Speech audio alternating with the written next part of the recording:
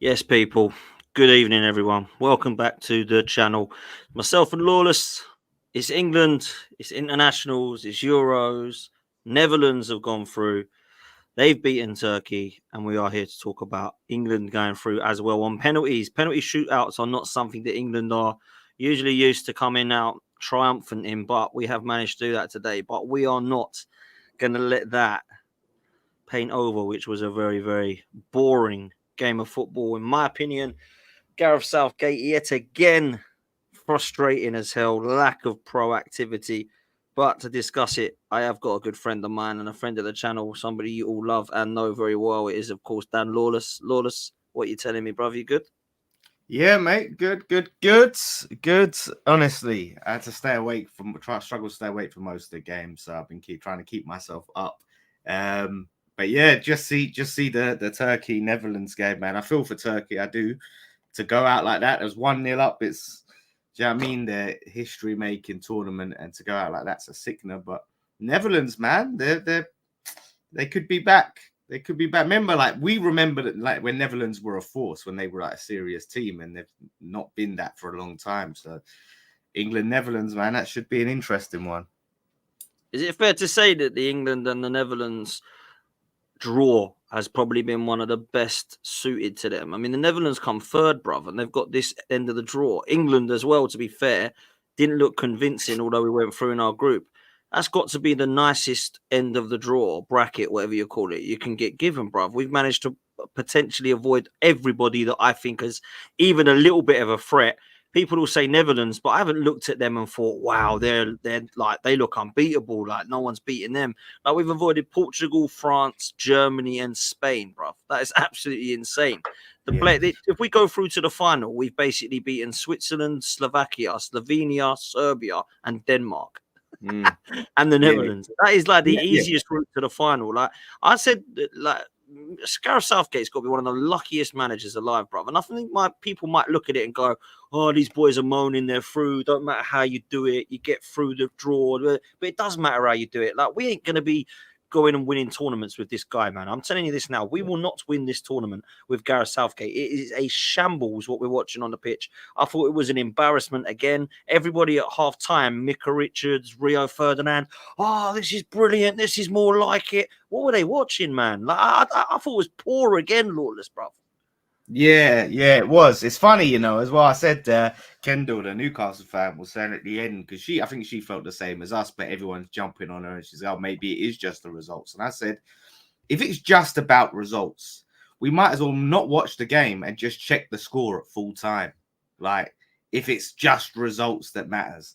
You want to watch the game, you want to see your team in it, have a go. I get hit with the negative brush quite a lot, but I honestly feel England were lucky to go through by the end of it, because Switzerland had some really good chances, the better of the chances through full time and extra time. Towards the end, mate, Pickford was under pressure. So it was a fortunate one. But yeah, just the overall intent of the game, like the amount of passing back to the keeper and all of that, it's so frustrating to watch when you see the talent on the pitch and you know what they can do. And like I said, listen, man, this is what I've been watching, especially this is what I've been watching at West Ham, why I wanted a change. Because despite everything, and it's the same.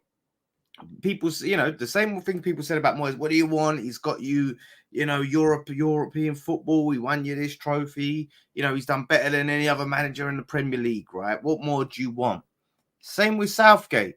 He's done better than any England manager since Alf Ramsey, really. So what more do England fans want? It's the same thing now. People maybe start seeing my point of view, because it's crap to watch. And it takes us going a goal down to play. Had to concede. And then we started to see something. And Saka, God bless him, just decided to have a go. Where was that all game? Why are we trying to pass it into the back of the net? Pass them into oblivion. Where was that?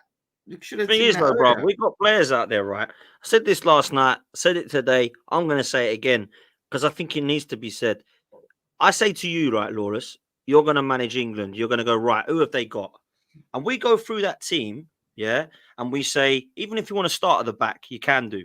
Jordan Pickford nearly got the Golden Glove this season.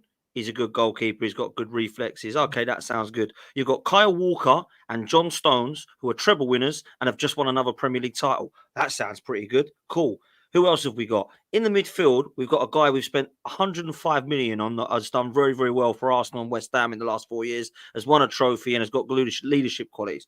Brilliant stuff. Then it gets really impressive. We've got Saka, Palmer, and Gordon, all on form in the Premier League. God knows how many goals and assists they got together. Bellingham is one of the Ballon d'Or nominates, just won the La Liga and the Champions League. Phil Foden, player of the season, Premier League winner. Harry Kane, 4 times Golden Boot winner at the Premier League and has just scored loads of goals and got it again in Germany.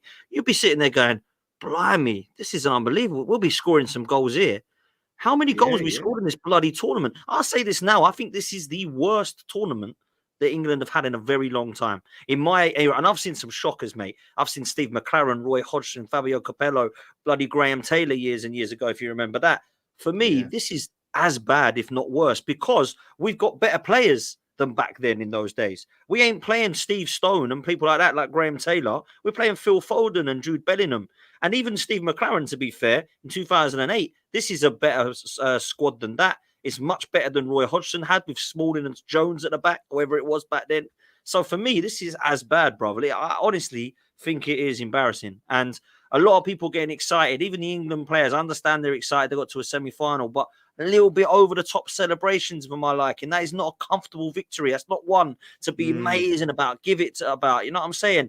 You can call me negative if you want, but this is a poor performances that we're watching, poor football.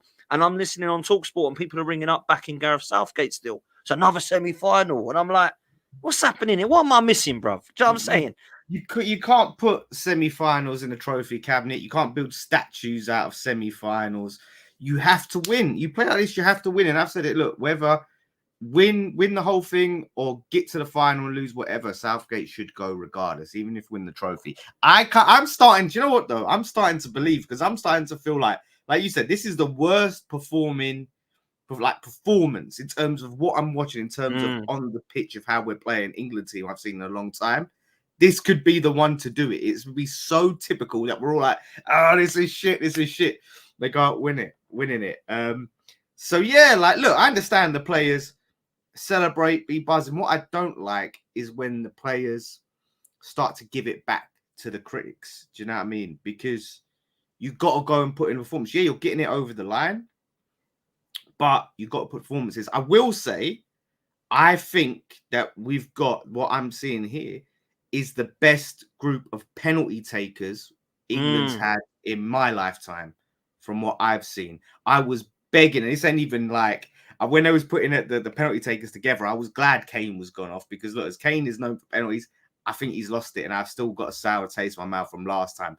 Then I was begging Declan Rice not to be on it, because for some reason people have him take penalties. We had him take penalties. He's shit at penalties, right? He shouldn't take penalties. Listen, and that doesn't mean he's a shit player. That's just not something that he's good at. He shouldn't be taking penalties. To be fair, he's only taken 2 for Arsenal. He's scored them both, but I don't know what he's like long term.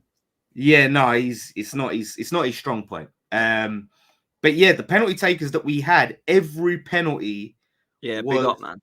Top class. Like, every player. Cole Palmer, I think, is the best penalty taker in the league right now. Yeah, I agree. He's incredible, mate. Yeah, that was unbelievable. I thought him and Tony, for not even look at the ball, Tony, like, that was really impressive, bruv. Like, really impressive. Considering he's come on, there's pressure. People are calling for him to come on. He looked cool, calm, and collected. Trent, massive pressure penalty. I thought his was class. That was basically like a free kick penalty, wasn't it? Do you know what I mean? Where he just absolutely buried it. With Trent as well, to have come on so late into the game and not played much of the game, not be that warmed up as everyone else, and to come and take a big pressure penalty like that. Saka took his ball. Saka was probably the best player on the pitch today. Obviously, not goal aside, he was that. And it was so weird because the lineups came out and it was Saka's on the left, Saka's left wing back. That's what we was hearing. And then he's on the right. I don't know what went on there. But yeah, this Kieran Trippier thing is starting to piss me off, bruv. Mate, do you know what? I honestly think that And I've made a lot of hyperboles. This is the best I've seen. This is the worst I've seen. But is this the time where we maybe have the worst left back options in an Yeah, England team that we've seen in a long time? yeah. It is bleak. But only because he's not picked him. Like, I mean, Luke Shaw came on, and I was quite surprised that he came on. But when he did come on, I didn't think he was that bad. Obviously, for me, you bring Tariq Mitchell, even if it has to be bloody Ben Chilwell or Alfie Doughty or someone you don't know, you just could bring a better option than that. You got Joe Gomez, who's been solid for Liverpool there, but Trippier playing there when Saka's left-footed and Trippier's right-footed. Like to put like Trent Alexander-Arnold must be sitting there thinking, right, so I'm behind Kyle Walker, I'm behind Kieran Trippier, and I'm now behind Bukayo Saka. Like, is he going to do Ben White and just go, do you know what? Just don't bother because you ain't going to play me. Because that's insulting to me. To play Kieran Trippier and play Bukayo Saka ahead of Trent is mad to me. Now, I love Saka and I think he's amazing, right? And I thought he was quality. We're going to come on to him next. But I think for me, if I'm Trent, and I know he won the penalty, and I was really happy for him, to be fair, because he should be playing, mate. He should be in this bloody team. I tell you that now, Trent. There's no way we should not be putting somebody that good into the starting 11. But now people will start, and this is what gets on my nerves, Norris, because everyone's, I'll stop moaning. But now it's like we don't need Trent. Look, we're winning without him. Don't need him. And it's like, this is what I hate about it. It's like with you with Moyes, I suppose, when it's like play him there, and then everyone's like, well, we're winning. We don't need to. It gets frustrating. I've done that with managers in the past. But for me, man, Trent needs to be playing. But the I do penalty think is Liverpool fans were going a bit overboard, though, saying, "Oh, he's disrespected Trent by dropping him." Look, some players get dropped. It's not, yeah, it could be a bad tactical decision, but say he's disrespected him, I think is a little bit overboard. But I have to say, another player, man, Harry Kane. My God, whether it's on Kane or it's the system, the guy is anonymous. There was one point he was at left back, and I'm sitting there and he's putting in tackles, and the rest of the team are bombing forward. And I'm like, we've got our biggest threat at left back. What is going on? Does he look fit to you? He don't look fit to me, bruv. He looks terrible. Nah.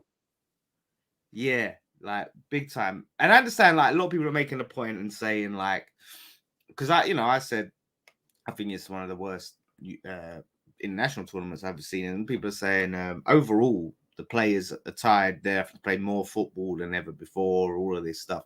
Maybe that's a factor, but I don't know, man. You can't put it all down to that. You know. Man, listen, Kane for me, I think has been the worst player in the tournament. I honestly believe him and Foden have been invisible. Like Foden couldn't make the game again. He had to be brought off because he can't get into it. People are like, oh, he's playing him in the 10. Well, he was. And then Michael Richards was going mad about him at half time. Like, it's a pleasure to watch Foden again in the middle. And I'm thinking, what's he done? I ain't seen him. Do you think, like, I kind of felt like these pundits, and I can kind of see what they was afterwards. They was talking about, well, yeah, we are behind them, and I know they feel like don't like the. I feel like they was responding to the players, where the players have come out about the criticism and said they don't like it and talked against the pundits. I feel like these pundits were overcorrecting. Do you know what I mean? They was going overboard.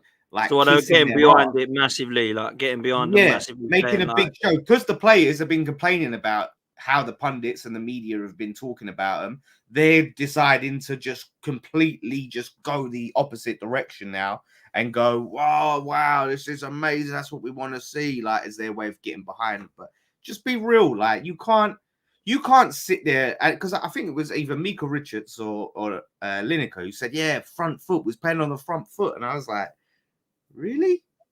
I didn't see it, bro. Like, I watched at half time and I was thinking they must be watching a different game to me. I thought it was an really boring first half that had just lacked any form of intensity or creativity. I didn't see any chances. I'll tell you this one, Lawless, right? I thought, other than Saka, who was our best player, I thought the other two that really stood out were Kobe Mainu and Konza.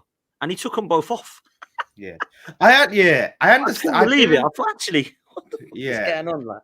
I suppose with the Konza one, I understand it to a degree because obviously he switched to a back four. Yeah, no, I kind of got it. But at the same time, I was thinking, if you want to do it tactically, that's cool. But I'm looking at some of the other players on the pitch thinking, Kobe Mainu's been better than Foden. Yeah, Mainu, I think, I wouldn't have taken him off because I do think he was good because he was putting in tackles, but he was also starting attacks from those. He weren't just breaking up play. he was then going in and being a big part of the counter attack. So I think he was class. It was massively harsh. But Southgate took Kane off because he had to take Kane. Went over, didn't he? He got pushed onto the thing, and he had to take him off. He should have come off way earlier than that. And that's what I'm saying. Like, so all these pundits that say, "Oh, it was excellent." Go and watch that. And I know you won't, because who the fuck would subject themselves to it? But if you was to watch that extra time again, you would see how much pressure England were under. Switzerland were putting on that pressure, and it was looking shaky. I said to my mum, like, if anyone's going to win this, it's going to be Switzerland. Do you know what I mean? Like, in extra time, if anyone's going to score. I felt kind of comfortable when it went penalties, but as comfortable as you can in penalties. But yeah. Well, mate, this wound me up massively as well. This comment I agree with. How many times it went sideways and backwards to Pickford to launch it forward? We had a corner in the first half, brother. It went all the way back to Pickford. Like, that has got to be a system thing. That's got to be a Southgate thing, because that doesn't happen under Pep. That doesn't happen at City, Arsenal, Liverpool, United, does it? Yeah, it is, because what I noticed this is player will receive the ball, and instead of another player, and this is, I'm telling you, this is what I saw at West Ham. I see it so many times. Player gets the ball, instead of another player making a run into space to make an option for a quick pass, they don't. They just stand still there. This player then has the ball, looks around sideways, and then they do the same thing where to pass. Instead of someone, right, receive, run, bang. Like, you know what I mean? So you're taking 1-2 touches and moving that ball quick. You're so that's why I noticed every time we was getting down to their end, so many red shirts. But then when they're getting down to our end, space. So we're so slow. The build-up is agonizingly slow. And I've had to watch this for a whole season. I'm having to watch it in the summer. It's brutal, man. Yeah, it is brutal, bruv. It really is. Listen, I want to move on to Starboy. I know that you think Arsenal fans go mental on him, and maybe some of them do, bruv, but I thought he was exceptional today. Obviously got us the goal that was needed. And you know what? We mentioned that everybody that took a penalty as a collective, but this boy, man, he deserves unbelievable praise for the abuse he got last time he stepped in that position in the final. He missed, and everyone racially abused him, caused him a load of grief. He went through absolute hell for what was the best part of a few months. And this boy stands up cool, calm, and collected, and probably takes the best penalty of the night. Mate, I love him. Of course, I love him because I'm biased towards Arsenal players. That is a fact. I support Arsenal. I thought he was cold tonight. I thought he was by far one of the ones that made things happen. And you know what? No one's given him credit for, Lawless. But I don't think he even wants the credit for it, because it's just what he's used to. He plays anywhere, bruv. Like, if you put him at right, you get them players, it's like, oh, he can only really play white wing, so we'll take him off and put another right winger on. Saka will go, yeah, I'll go left wing back. I'll go left back if you want. I'll go left wing back. I'll go right wing back. I'll go right midfield. Shearer said in the live commentary, Christ, Bukayo Saka's played everywhere in this game. He's been moved around and shifted around everywhere. The guy is phenomenal, man. I'm sorry. He's 22 years old, just turned. The kid's mentality is incredible. Great penalty. Great goal for them. I mean, at least he actually had a bloody crack. I think you said it earlier. Like, just bloody, where was that earlier? At least people are shooting. He needed to. Rice had a go as well. Like, and earlier he had that shot. For a good save. And look what happened. At least we're winning corners off it. We didn't see that enough. What do you make of Saka, bruv? Yeah, listen, I think he was close. It's probably his best game of the tournament. I don't know if his penalty was the best penalty of the penalties. Well, it was a great penalty. All of them was fucking great, and it's hard to really pick a guy. Like, for me, Cole Palmer's one was just ice cold. That's why I call him Cold Palmer. But yeah, his penalty was, and plus, with all the weight and all the pressure, he silenced a lot of critics. But yeah, man, that's what I want to see from him. When you see a player whose fan base heap that much praise on him, you see a performance like that, and you're like, yeah, like, now you're stepping up on an international level for your country and being the main man. Do you know what I mean? That's like, and I'm not saying he should be the captain, but that's like a captain's performance, what he put in today, what you expect to see from a Kane. You know what I mean? He's leading by example and putting in a shift. It's not just about ability, it's putting in a shift. Another thing I see from him, I didn't see enough today, was taking on players, taking on his man, actually going at players. We didn't really have as much of that on the left until later on. So, yeah, I think that was big. You know, not enough players. As soon as it's like, oh, we've come up against a player, shit myself, pass it backwards. No, take on a player. So, yeah, big props to him. Yeah, excellent performance. And like I said, that's why I genuinely think it is a manager thing. Is the main problem. There are some weak I spots, agree. but it's I think the main problem. And look, at the end of the day, he picked the right penalty takers. England is semi credit in some places where it's due, but I really, after this, whatever happens, I really want to see a more progressive manager. What they could do with this team. It's I time agree. now.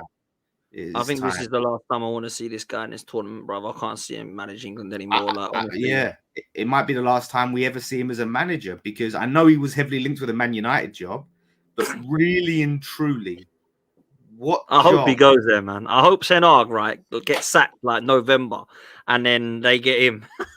Mate, if he does, yeah, I'm going to be coming on stream with a waistcoat and everything. Like, I'll be going Mate, on. Man United will be in bits, mate. I'll tell you that now. Mate, oh, I'll love it. I would love it. But yeah, like for now, it's like I said, the Netherlands is going to be hard. But if it's France or Spain, that is going to be interesting, where you get teams with that much level of quality and how this team can cope. You know, because will the defensive sort of mindset work to England's advantage, or will it just be like backs to the wall, just pressure, and we're going to concede? Mate, every time we seem to go 1-0 up, he seems to want to bring on Gallagher and Konza and players like that. It's just shore it up. It's so weird, man. Yeah, I don't want to be doing that, bro. It's bizarre, and every that's time, why man, it's better to concede first. This team, I wish we conceded earlier. Like that's what I was saying when we conceded at 75th minute. I was like, oh shit, this. I think. But then he still didn't make a sub until like 80 minutes again, bro. Like it was just like he don't change anything. Like it's so boring. But this is another problem. I said at the time, because he leaves the changes so late, he has to make a larger match. He has to bring on 3 players at a time, which can upset the balance. Do you know what I mean, of the team? Because you're swapping 3 players out rather than, 60 something minute. Okay, I'm going to swap this player. Then 70 odd minute, this player's coming on. Do you know what I mean? So it's more gradual, and that one player gets to slot in and adapt. But yeah, Anthony Gordon, I'm surprised we haven't really got to see him on the left. Yeah. So He's an outlet, proper outlet as well. He is proper outlet. Like our left side has been awful. Like the lack of cohesion and balance has been poor, bruv. It really has, man. Listen, people, we're creeping up towards 300 and we haven't even got 100 likes. So let's hit the like button and the subscribe button. Please, if you subscribe, you will be part of this community that can get our next target of 30k. So please make sure that you hit those 2 buttons. They're absolutely free. Like, subscribe, and then make sure the notification bell's on. People will now start saying, oh, well, Saka's still not world class, though. So let me ask you, bruv, what does he have to do to be world class? Because I don't think he is world class yet, right? I think he's 22 and he's still starting his career. What does he have to do to be classed as the world class, put in the world class bracket for you, Bukayo Saka? Yeah. Look, I understand to a degree, fans want to say their players world class. But when you think about it, why put that level of pressure on a young lad? Do you know what I mean? Like, you're looking at him and you're saying, wow, boy, if he's not world class and he's this good, imagine what he would be like when he is world class. Like, and that's what I think. I think he is that level below, and I do think he can get there. But when he starts, I think, consistently putting in those performances for Arsenal, that in those big moments, do you know what I mean, where he is getting his team over the line to win those trophies or to get to finals of Champions League or whatever, those big moments. We see last season, he struggled in Champions League games and things like that. And part of it, I think, could be fitness. And so maybe we could see more from Saka if Arteta just knew how to manage him, game management. And that's something, if I'm looking at as an Arsenal fan, I'd be a little bit concerned about, is like, we're seeing him how he's overplayed last season. Now he's in a tournament where he's playing a lot of football, 2 lots of extra time so far, with 2 games to go potentially, max, minimum 1 more game. and then into a season with Champions League, Premier League. When is he going to get? We got to get another player to cover for him. That's the absolute facts. But for me to make Saka to call Saka world class, I don't think he has to change anything internationally. Which is mad to say that, because normally it's you change stuff on the club internationally and go, you've got to go do this, that, and the third. For me, I think he's been brilliant for England. I really do. I think in the tour, I know he's missed the penalty. That's literally the only thing that's gone wrong for him. The guy was phenomenal in that tournament. The guy was brilliant in the tournament before that with France. The guy's been one of the better players this season. This tournament.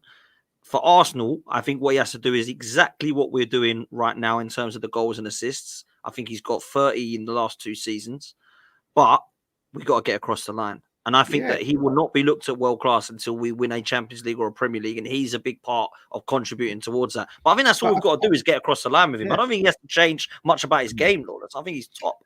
I think, but I think if Arsenal fans, I don't think the label of world class is that as important as much as if you're an Arsenal fan, world class or not, let's forget that aside. But if you look at it and go, okay, Saka, should we upgrade his position? Can we get better than Saka? Is Saka the best that we can possibly have in this position? If the answer is yes, then that's all that matters. Like, we've got the best player that we can get. We don't need to upgrade. Yeah, like you said, you want depth because he needs to have a rest. There needs to be games where he's not like got all the pressure on his shoulders. But if for you lot, it's like, yeah, this is the guy. I'm not worried about upgrading that position. We don't need to go and spend 100 mil on a right winger because we've got Saka. Like, that's all that matters. It don't matter what rival fans say if he's world class. It don't matter what Arsenal fans say if he's world class. It just matters if he is that guy for you lot. And I think that's what matters. Like, you can rely on him in the big moments. And we'll see. Like I said, you know, he's got that first season of Champions League football under his belt. You know, like I said, I think he did stumble in some of those games, like the Bayern game and things like that. I don't think we saw the best of him. Let's see now.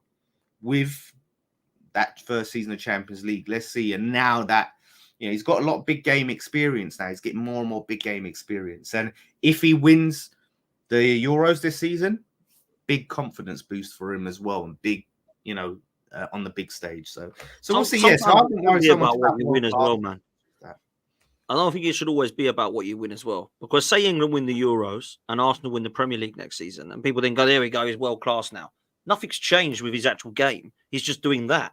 How does that make you world class? Just because you're. I think it depends on his involvement in it. Exactly that. Yeah. Like what role his contribution to the league or to the Euros. Yeah. That's fair. It. Like I said, I just think Arteta needs to sort himself out and manage him better. And because we're seeing it, I think it's going to take a toll on him. Do you know what I mean? Like we see how much he gets tackled and kicked and X, Y, and Z. We see the famous look, whether the Saka limp is real or not, whether he's legit limping or it is a let me just limp so people excuse my bad performance. I don't know, but it's undeniable that there. You know, he is overplayed. He is suffering. He is. And I think sometimes people underestimate and underappreciate how durable he is. The kid just keeps playing. And I know that's bad on one side because Arteta's maybe mismanaging that situation on the right-hand side, but you've got to respect how much football this kid's playing at 22 years old. Like, most of them get through and get knocks, get rested thing, and he's not being treated right in some respects, but he just still keeps going. He's always wanting to play. If anyone that does has anyone done any type of sports or anything, you know, like at the younger years, you can recover quick, you can take it, you can put it. As time goes on, your body starts to feel the toll more and more. The more you're doing it at a young age, and he's not just playing recreational sports like the rest of us. He's playing like at the highest level, right? That takes the biggest toll on his body. Just a crazy amount of football. Probably, I would love to compare like how much he's played compared to other players in the league. Like, it's probably up there in the top 5. Like Bowen, like Jared Bowen. Yeah, well, listen, yeah, well, wait, obviously, but he's playing way more football than Bowen. But that's what I'm saying. Just for amount of minutes he's playing, like I would love to know because, like I said, it will catch up. And like I said, the more he's getting tackled, the more physical he's on the end of, physicality he's on the end of, the more that catches up. And so when he starts getting to the 25, 26, 27s, when he should still be in his prime, he's not going to be able to do what he's doing now in terms of having that, like, he can just keep going, keep going. So he's going to have to be managed. No, he will have to be 100%, man. Let's close by talking about the next game. We have got the Netherlands who've just beaten Turkey tonight. So obviously that England-Netherlands game. I always think when I think of England-Netherlands, don't even know if we played them since this. I always think of Euro 96, bruv. Like when we beat them, that was incredible. Yeah. That was the last big tournament. It's all been friendlies since then. All been friendly. So it will literally, that will be coverage of that. There will be memories of that 100%, man. That tournament was exceptional. That's the first one I properly remember as well. Yeah, I was such a big fan before that they beat us on penalties in the World Cup. I think. Yeah, that's right. That's right. I remember that. So listen, we've got to go into that game. Southgate, we know, is going at the end of the tournament, or we would like him to be going. Certainly, we believe he'll be going, whatever happens, win or lose. However, what would you like to see in this next game? I'm going to ask you a question now.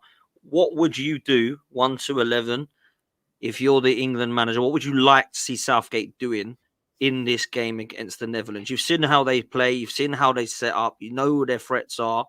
Are you going to change the system? Are you going to stick with 3 at the back? What do you think Southgate should do, and what would you like to see happen, bruv?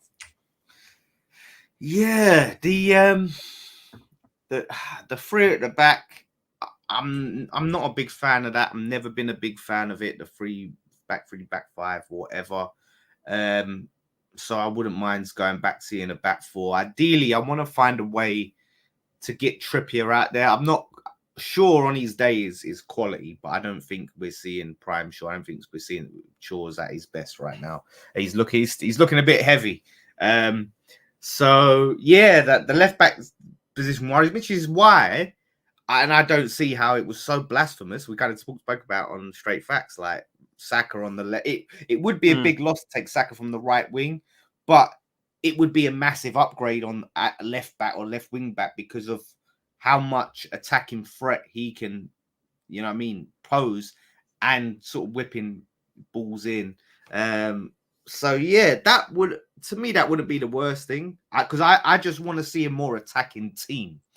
And Saka, if you're putting Saka on the left at left back, you're not asking him to do massive amounts of defending. You know, we're going to be a little bit weak defensively down that side, but what you lose in defensiveness, you make up for massively in attacking. So I wouldn't be opposed to seeing that if there's no other, because I don't know, is Gordon, if we was really gonna, could he play left back? I don't know. I don't think so. As much as I want to find a way to get Gordon into this team, maybe a Gordon Saka link up and then Saka on the overlap, some mad thing like that. I just want to see a much more attacking lineup, because this team does have. I think we'll stay. I think we'll stick with a 3 at the back. I think he's going to stick with a 3 at the back. Like, so let's assume he's going to stay with 3 at the back because he thinks it's worked and wow, we were so much better. And he's listened to Richards and Rio almost wanking over us. So he obviously believes this is going to work, right? So Pickford's going to be in goal. The 3 at the back, bruv. Do you think that's going to be Walker, Stones, and Gehi? You think he'd drop Konza? I think so, because he did, but like Gehi was the guy that got in. I don't think he's going to drop Gehi. He got suspended. Unless you drop Walker and have Stones, Gehi, and Konza. Would you do that? Yeah, look, like I know I don't think Walker's been good this tournament, bruv. I don't. I think in the early games, I thought we sort of saw his pace. He was decent, but yeah, like as the game's gone on, he has faded out a little bit. So maybe, yeah, get Trent back in there, really. If we could get Trent. Because that's what I'd do. I'd have, if he wants to play Walker, Stones, and Gehi, or Konza, Stones, and Gehi, I'd have Trent and Saka as the wing backs. Yeah. And Trippier's dropped. That's what I would do. Yeah. And then in the midfield, you have Rice, obviously, and Kobe Mainu, because I think he gives us some real good balance in there. I think people are underrated how good he's been, by the way. I think he's about 19, isn't he? He's been really good, Mainu. Like, really good. The thing is that the only reason why I would probably maybe look at Konza, Stones, and Walker instead of Gahey and Konza is just that experience factor of having Walker in. Do you know what I mean? That experienced head at the back. I know we obviously got Stones as well, but just that bit more experience with the sort of younger player or a more inexperienced player on a high level in Konza, rather than having Konza and Gahey. That's a little bit worrying for me. So yeah, that's what I look at. Yeah, Manu would definitely still play, would keep his place. But yeah, and if we could find a way to get Anthony Gordon in, it's a weird time to just bring him in, not even off the bench. Like just, I don't know, starting him would be. I think Palmer deserves a start ahead of Gordon, though. Yeah, Palmer's got minutes. Like maybe Gordon should have been coming off the bench by now. But Of course he should have. Of course he should have. You know, and for me, I would drop Foden, and I know that sounds mad and wild to some, but I would drop him, and I would play Palmer and Bellingham, and I would play drop Kane, man. Yeah, I would drop Kane. I mean, it would never happen. I hope he's got not. Tony, I'd play Tony, and then I'd have Tony up top, and I'd have Trent whipping balls into him, and then you've got Palmer to link up with him, Bellingham to link up with him, Saka from the left as well. I think it could absolutely bang, but this isn't going to happen, bruv. We all know what's going to happen. You know what I'm saying? We know Trippier is going to start on the bloody left wing back role again. Saka will play right wing back. It'll be Walker, Stones, and Gahey. In midfield, it will be Rice, Manu, Bellingham, Foden, Kane.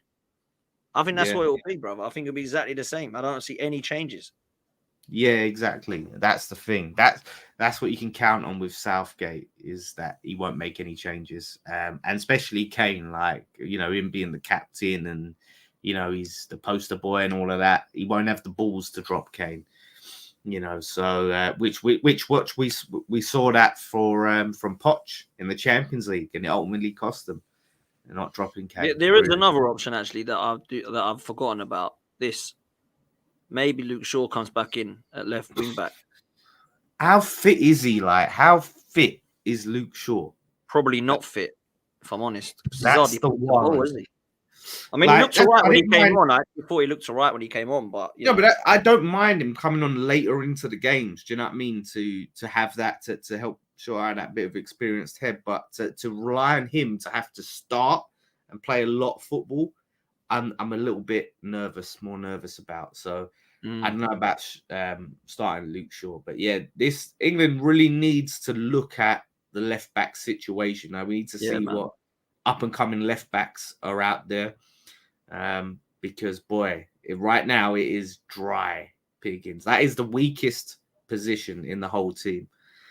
Like, really is. It's barren. And you know, when you got Trippier or Shaw as your two options, yeah, man, not good. So we'll see. Like I said, look, if you're gonna play like this, just win. If you're gonna keep playing shit, just win. Oh yeah, listen, if we win the whole tournament, I won't really care how we play. But there is an element of me that thinks if we don't win and it gets to this stage, then it's like even worse. Do you know what I mean? It's how you go out. Like if we go out of this Netherlands game poorly with a whimper, it will be like, wow, we've wasted a chance. Now, don't get me wrong. I actually think if we do get to the final, Spain absolutely hammer us. Like I honestly don't think we're winning this tournament, even if we get to that final. Like I think we've got to fluke our way past Spain, because I was impressed by them and Germany, if I'm honest. And I thought that could have been potential final.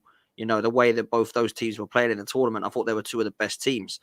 But now that we've got, you know, a chance to get to that final, you're just going to have to roll the dice if you get there against Spain. But for me, against Netherlands, I don't see anything massively changing, if I'm honest, in terms of personnel or system. So that one's going to be interesting, man. Who's your money on that before we close, man? What are you saying? Who do you think is going to win the whole thing? Yeah, like I think Spain are the favourites. It shouldn't be like that. Like the way I look at it, England have the goal scorers have the biggest abundance of goal scorers. Just can't score goals. Just can't score. It's like us. We had like Kudus and Bowen and Paqueta and all these players. We couldn't score goals. And England have all of this attacking talent, and we're scoring like one goal a game. Like that is the issue. Like England, we should be going up against Spain. Like, yeah, bring it on, confident. Like, look at the players, man. Like, we can easily, you know, threaten them and put goals. But now you're like, shit. Hopefully, like, can shithouse a 1-0. You know what I mean? And but that's just not sustainable. But maybe penalties. Do you know what I mean? If England take the penalties, get the same lads up, they can go and put them away again. I think having Palmer as the first penalty taker was clever. Have that marker down, and hopefully that's it, man. But I kind of believe, like, the way how I've been complaining so much, everyone's been complaining how shit England have been. It would be this year would be the time. Like, not all the other times when it's been exciting and all the hype's been on it. And we're all like, yeah, this is it. It's coming home. It's the year. This year would be the year when everyone's like, oh, this is shit. Oh, we won it. Fuck. Like, you know what I mean? But I just hope there's a little bit more excitement, because all the games so far I've just been watching like this. Same, man. I think it's been the most boring of the tournament games so far have been when England have played. That's the thing that frustrates me, man. But listen, well over 100 likes now, so big up to all of you. Almost 300 in here still watching. Make sure you hit the like and subscribe button, and make sure you go follow Lawless at the Lawless. Just lastly, brother, I wanted to tell you, yesterday my mate texted me. Now, he is not an ITK, and this has not come from a source. He said, forwarded messages to me saying, kudos to Arsenal. I then said, from who? He said, a West Ham friend of mine. I said, hasn't his release clause, sorry, I'm reading this text, by the way. Haven't his release clause expired already? You know what I mean by that? Expired is in life. Yeah. He said, apparently a gentleman's agreement is in place. I said, I hope so, because I love Kudus. He said, my West Ham mate says his release clause expires in 2025. I don't get that bit. That's what he says. My mate knows different, apparently. Big West Ham fan, is gutted. He doesn't want to lose Kudus. He's heard that he's off. I said, I hope he's right. I love Kudus. What are you hearing? Is that a load of rubbish? Well, based on what I've heard, because what I heard is the release clause expired for this season, right? Which means you can't activate the release clause this season. Next summer, then it's available again. So for now, like this season in January, his release clause can't be activated because of what is the release clause fee? Deadline. 85 million, I think. So if we pay 90 million this summer, you'd say yes? I don't think they're very determined to keep him. And the fact that his agent... Not that I would pay that, by the way. I do think he's quality, but I think we could get like as good for cheaper. But I think he's quality, but yeah. But yeah, no, I wanted to hear your thoughts on it, because I thought you would have gone, that's rubbish, load of rubbish, blah, blah, not heard anything. Well, and that might be rubbish. It might be a crap rumor. I have no idea. Like, because to me, it sounds like his mate's taken this story that has come out that, his release clause is expired this season, but it's back next season. He's taken it's back next season as that's when it expires next season. No. It's expired now for this window and January. So, like, the fact that his agent as well didn't go out, start leaking, like that expiry date on the release clause was really no one knew about it. That was silent, bro. Like, because everyone thought, it comes into play next season. That was the story. His release clause is happening next season. For now, everyone thought that, but that West Ham was just keeping tight-lipped, leaking it out there and hoping, like, so no one really thought it was available. Then after the window shuts, the expiry date, it comes out, he had a release clause, but it expired. So that was the thing. But his agent could have gone out and went to papers, his release clause, and leaked that so people to come, but he didn't. So that's a good sign that they're not sitting there going, boom, let's get the move right now. So I think he's I think for now he seems happy. It's not to say he'll never move. Like, you might lose him on Paqueta though, bro. Paqueta looks like he's done for. Kudus obviously next season might go release clause. But I've got Kilman, who I actually think is a good signing. People are like going mad over this 40 million. I actually don't think it's a bad signing, bro. Yeah, Kilman. Yeah, like I said, it's someone the manager really wanted. So the head coach. So the fact that they've backed him is a good sign. People are going, he's 20. Yeah, the 7-year contract's a bit long, but I guess it's a financial thing. But again, he's 27. That is nowhere near old in centre-back years. 34 isn't old in centre-back years. If you're a quality centre-back, you can be playing like well into your mid to late 30s. Do you know what I mean? So, how old is Kilman? 26, 27, I think. Yeah, that's a great age. And this Todibo is linked as well. And Kyle Walker-Peters, mate. West Ham get them free. That's a really good start, bro. Like, real talk now. I know what I badly, think but they're just technically, I trying think to that's sort of negotiate price for Kyle Walker-Peters with Southampton at the no, moment. that's a quality signing, bro. You get, I think Yeah, he's well good, mate. I think he's a well good player, like a great fullback. He's better than Soufal and bloody Den Johnson. I think he's gone to Ipswich, and yeah, he's Johnson, better than them, man, 100%. Obviously, you got who's your left back? Is it Emerson? Emerson, yeah, Yeah, who's who's done well with you. So I've you've sorted your back line out. Is Aguerd staying or going? What's he we doing? don't know yet. Like whether I don't know whether Lopetegui wants to have a look at him because I Yeah, think we're potentially shopping them out, like Zuma and Aguerd out. I think Aguerd would be much better in Lopetegui's system than Moyes' system. Zuma, brilliant, love him. Time to go. His legs are gone, man. He needs to go abroad. He needs to go at a slower league. His legs are really gone. It's a you shame. can keep Aguerd and Mavropanos as backup to Kilman and Tadibo, though, isn't it? Yeah, if we got Tadibo in, then yeah, that's cool. What we've got there is cool. You know what I mean? But we're gonna need to bring a striker in and But some Eddie, John Eddie, John Nketiah. nah, mate. Nah. I'm Do you want good. any of our players? That's a real question, actually. Do you want? Would you take any Arsenal players that are available? That are available that you would want to sell. Smith No, Rowe, because Reece yeah, I Nelson, think Smith some of Rowe. them you've got them on higher wages than I would pay. You know, like whether it's Maitland Niles or some of them, they're on just Yeah, too no, he's high gone, man. wages. He's gone, Leon. But you got Reece Oh, Nelson, Smith Rowe, Nelson, yeah, um, that's it. Eddie Smith Nketiah. Rowe, Smith Rowe. How much is he on? What's he on? Smith Rowe? I don't think he's on amazing amount of money. Let me check. Well, would you take him though? Yeah, if it was like Yeah, 35 million, would you go for him? yeah. Bowen Paqueta Smith Rowe. Yeah. Listen, as you like to nick some songs and nick that song, yeah. I take Smith Rowe. Yeah, I think he's a good player, man. And yeah, like I said, we got some youngsters coming through. Obviously, we signed that Luis Guillem, who's supposed to be the next Neymar after we missed out on the first Neymar. I went on my breath, but we paid like 20 mil for him. We're getting moves, business done early. We're making moves. That's what I like to see. We haven't done this before. I'm here for it. I just hope it works out. I'm excited but nervous. Mate, Smith Do you Rowe's know on what 40k a week, bro. I mean? Oh my god. Shit. Why is he so like?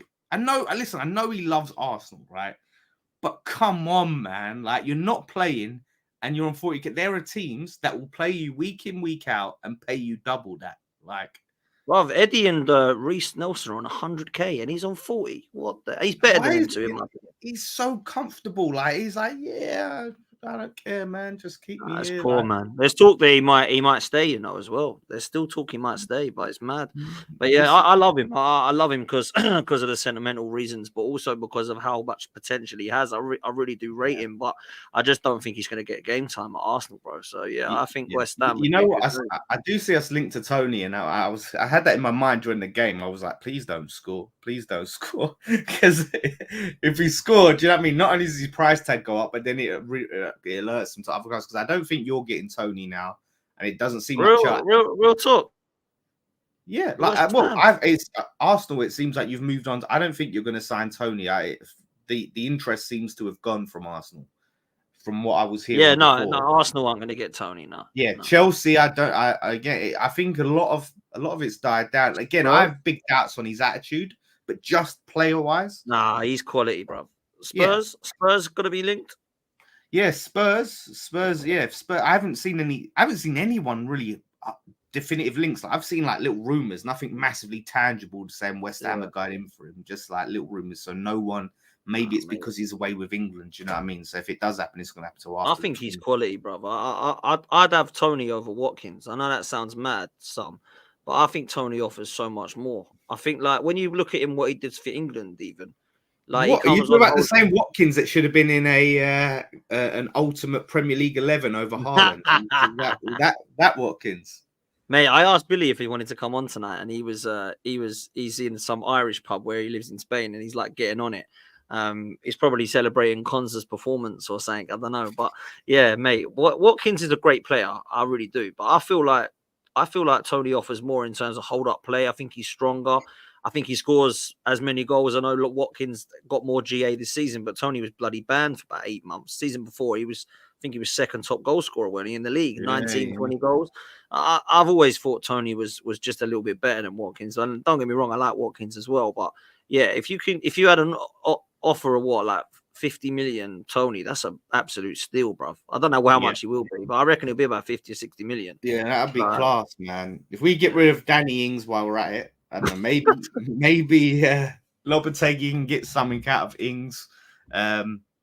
Yeah, and then we Antonio staying? Is he staying? I think he'll stay. I don't mind him. He's as part of the furniture, bro. He ain't going anywhere right now. You know what I'm saying? Yeah, like, so listen, I don't mind if he stays, you know what I mean, just as a little backup, but we can't be relying on Antonio in this day and age. Like, we can't. He's all right as an option off the bench, but we need a new main man.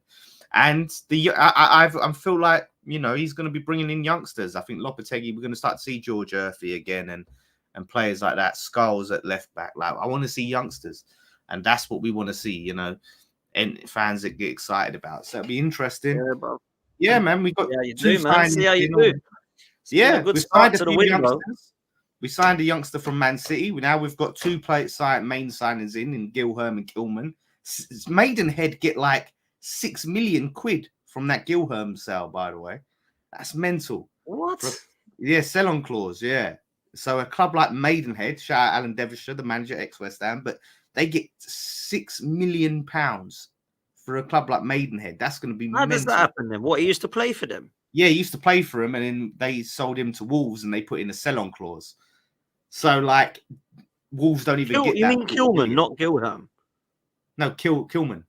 You said Gilherm. I was thinking, what? No, I said Kilman, Max Kilman. No, you said the other dude. I was like, what else he bloody? How Maidenhead getting a Brazilian players thing? Yeah, they transferred to the Brazilian league, didn't they? Maidenhead. Yeah, I was like, what's happening here? What am I listening? Maybe it was my ears then. Maidenhead, Brazil. I was like, Maidenhead, what in Brazil? Yeah, no, you mean Kilman? Yeah, no, that's fair, mate. That could take him to next level. That's an amazing amount of money.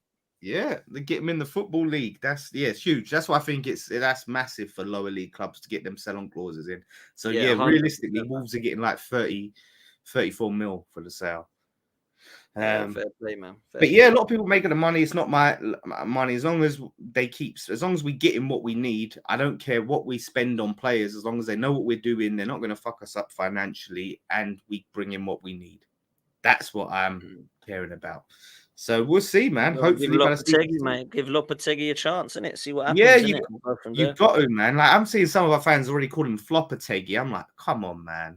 Oh man, come on! He's got to kick a ball first. Jesus Christ! Yeah, the ball's not even been kicked. That's poor. That's poor, man. Everyone's done that at Arsenal before, bro, with our players. I remember everyone laughing at Ramsdale, saying he's calamity Ramsdale. He hadn't even kicked a ball. Next season, they're like putting him in the Premier League Team of the Year and stuff. Do you know what I'm saying? You've got to give these players chance and managers chances, bro. So someone said Kiwior at West Ham. What do you reckon? He's available, apparently. I'm not.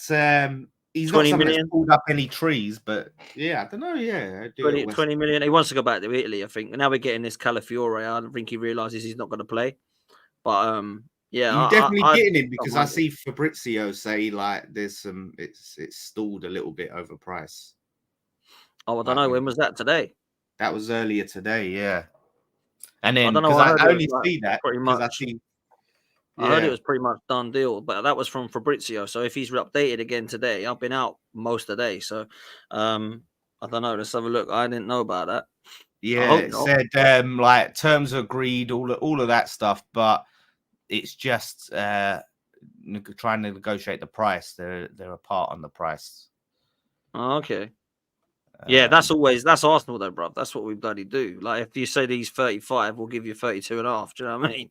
I don't know. If you didn't sign him, no, that's poor. If we don't get him now, that's Edu and Arteta. They've got to be questioned. I mean, like he's literally wants to come. Like, that's all I keep hearing is he wants to Arsenal. Here we go. This was 12 hours ago. Calafiore wants Arsenal after the agreement on personal terms around €4 million net salary over 5 years. Calafiore is keen on joining Arteta, but club-to-club agreement with Bologna is still being negotiated. Chelsea have now signed Renato Vega, who plays as left back, so they're out of the equation. So yeah, so we're just agreeing with Bologna how much the fee is. I Yeah, don't it's think that'll collapse. negotiating. I don't think that'll collapse now. Surely, Yeah, Jesus well, it Christ. depends, isn't it, on how much they stick on their asking price and how much who's willing to bend. Do you know what I I mean? think they want 50 million euros, which works out 42 million pounds. And we're Yeah. probably trying to get him for like 37 or something. That's normally what we do. It's fucking annoying, man. Like, why are we Yeah. trying to scrimp and save over a few million? I'd understand if they said we want 90 and we're offering them like 50 and then we're going to try and agree on 70 or something. But like, this is pathetic. Like, we did this with Ben White. Like, Brighton wanted 50 million. We offered 35. Then we offered 50 million. We offered 38. I said 50 million. We just wasted 3 weeks before we actually did pay for 50 million. Like, we did it with Rice as well. Like, you do this all the time, man. It's To be embarrassing. fair, we offered 25 for Kilman and they rejected it, and we went 40. I just get it done. Like, You might as well do that. Just get it done, innit? Like, why you know are we what I mean? trying to Like, save it's 5 FIFA million? career mode. You know what I mean? Like when you're negotiating for a player and you shit yourself and they reject the first one, you go, fuck it, let's just put 20 million on top, get it done. It's just fucking... Yeah, man, it's fucking mad. So yeah, man, that's what Arsenal need to do. Just fucking chuck a load of money out. Shut the money down, innit? Shut the money down. Listen, Listen, it's been a pleasure, man. Go on, bro. No, I just said I don't think it'll be the end of the world if you miss out. I think it could be a good signing, but it's not going to make or break you this signing. Mate, did you not hear what Henry said the other night on the channel? What? Well, it's been clipped up. Watch it, man. After this, man, he like, I love Henry, but he does get very excitable, doesn't he? And he's a big Tottenham fan, and he went, "I see Maldini vibes." God's sake. With Calafiori, and I'm like, wow, like I love Henry, but like, geez, bruv, he looks good, but like Maldini, like for me, he's probably the best I've ever seen, like at that position. Do you know what I mean? Like, it's just like, I don't know. It's like seeing Nuno Mendes and going, I think that's Ashley Cole. Do you know what I mean? Like, or Roberto Carlos, or whatever. Do you know what I mean? It's like, well, he's a good left back, but let's calm down. You know what I'm saying? But that's the way it is, man. Like, it's just made me laugh the way he said it. I love Henry. He gets so excitable, man. But anyway, listen, bro, it's been a pleasure, man. I said we come on here and have a chat for a few minutes. We've nearly been on an hour, which is always the way. But big up for you for coming on, mate, and appreciate it. Hopefully, England can do it. You and I are both very, very similar in other regards. Feels weird, me and you agreeing about something, but you know, it's the way it is. With Southgate in England, and yeah, bruv, we'll have to make sure that you sort your channel out soon, bro. Get you on regular. People are following Lawless at the Lawless. I'm sure he's got good things to come, so make sure you're doing that. And West Ham Fan TV, if you're not doing that already, make sure you hit the like on this one. Make sure you hit subscribe. We've just hit 150 likes almost, so let's make sure we can get that up to 200, please, people. And yeah, we'll be back tomorrow. Take it easy. We're out of here. Peace.